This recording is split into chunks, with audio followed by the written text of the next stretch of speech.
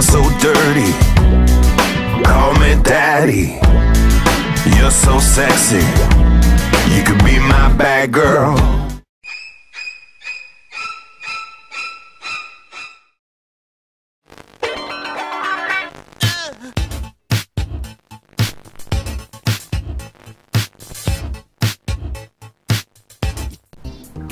That's Pandora Blake and Misha Mayfair. Pandora Blake makes kind of niche, fetishy, spanking, caning type porn.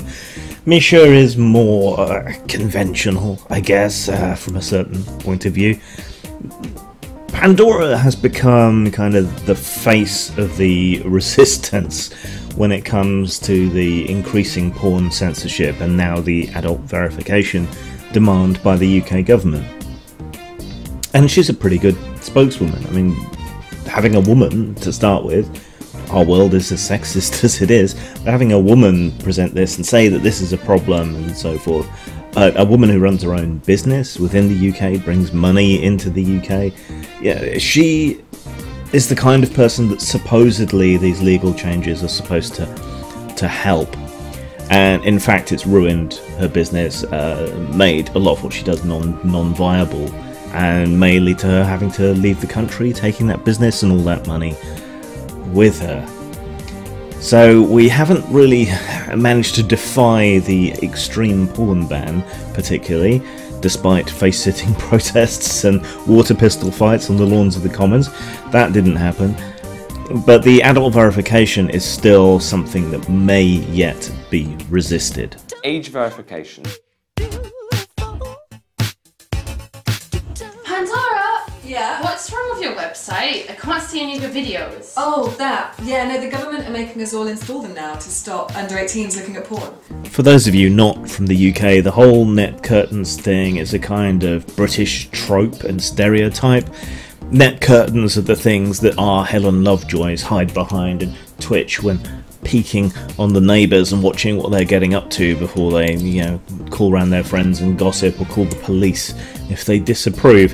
So the whole net curtains thing is that kind of reference to the past, and I think they're also referencing the kind of carry-on sense of humour, the kind of rude jokiness with which the British uncomfortably approach the topic of sex. Now, I don't think anyone is going to say that, you know, reasonable efforts to prevent under 18s from seeing porn, I don't think anyone's going to argue that shouldn't be done, but I think we all also realistically recognise the futility of trying to, because after all, you know, there's anonymising websites, there's proxy websites, you can get web proxies and various ways of spoofing your IP address and your location and so on online. These are simple, anyone can use them, kids can use them easily, so you are really not going to stop anybody from watching porn, that, at all. This is only going to inconvenience people who play along. But that's ridiculous, you know I'm over 18. Yeah, I do, but you've got to prove it. Have you got your passport on you? Of course not. Driving licence? No, I mean, why should I show the government any of my personal information just to see your videos? Sorry, you've got to. Otherwise I'm going to have my site blocked by the porn regulator. Here's the thing though, it's not just the government that you're showing your information in this instance. You'll also be showing that information to whatever company or companies eventually are enforcing this for them, because the government is intending to farm that out to private companies, and the front runner, so far as I know the one that has the solution to the issue, is MindGeek.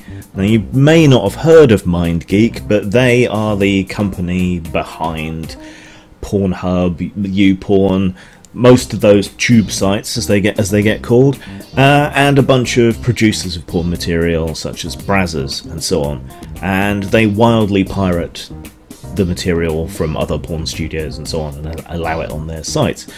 And nobody really particularly bothers to enforce anything on that because nobody cares about adult workers or porn, or at least doesn't care about their IP, so it would seem. So it's not just the government that you'll be potentially giving your identity and so on to, it's these private companies. All sites sites accessible in the UK will have to comply to age verification. This affects all websites which contain content that would be classified as 18 or higher. Not careful, Michelle. Sites that don't comply will be removed by the age verification regulator.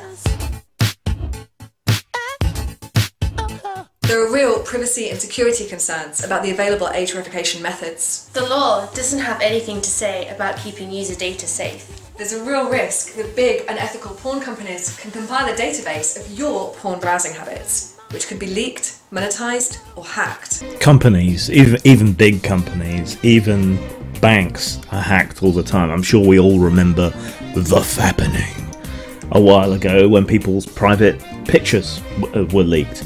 You know, there is no such thing as completely secure on the internet. There just isn't. So it's only a matter of time until someone gets into one of these porn databases, and without any restrictions, any requirements from the law to protect people's data in various ways, you know that's going to be a corner that gets cut. You just do, to save money. So sooner or later, someone is going to get access to swathes of porn browsing habits from people. I mean, people are already getting blackmailed because their webcams get hacked and they get caught masturbating or whatever else. You know, this already happens. Imagine that on a huge scale. Imagine the Ashley Madison hack on a much wider scale. You've never looked at anything a little bit dodgy on one of these sites just out of curiosity? You don't keep any of your porn habits secret from your partner or whoever else? You might not, but some people do. But what goes on in our bedrooms or in front of our laptops, as the case may be, that's our own personal business. It's not anyone else's business. You know, making reasonable changes to try and prevent very young children from accessing hardcore porn, I think we can all understand and agree with that, but the risk here, the intrusion here, not to mention giving all that data and all that potential power to a private company that already acts unethically, wee bit dodgy.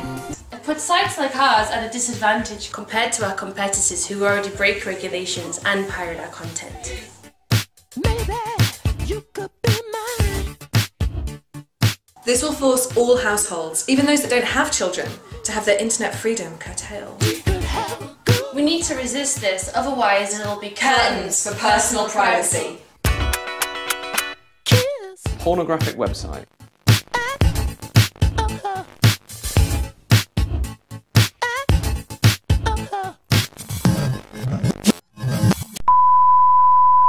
Resistav.com is the website, so you can go there to keep up with things. They're currently running a crowd justice campaign to raise money to challenge this in the courts, so if you could drop a few pennies in the bucket there, that would be very much appreciated. I've donated. This doesn't just affect British porn producers, British porn performers, British porn consumers. It has a potentially global reach, because companies in other countries are going to have to comply with this when it comes to British consumers visiting their sites. It's also going to affect revenue for a lot of these sites. If you're a cam girl or you like cam girls or whatever else, yeah, there's going to be problems there as well. And it's especially going to hit small home studio porn producers in particular, who probably don't have the margins or the money to comply with all of this. So they're put in danger. It's going to affect your revenue, it's going to affect your industries elsewhere in the world, and it may well provide a model for censorship in other countries.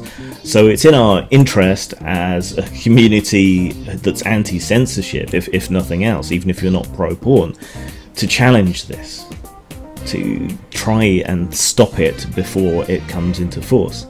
So I'd suggest doing that. Drop some money in. It won't just be porn you'll be protecting.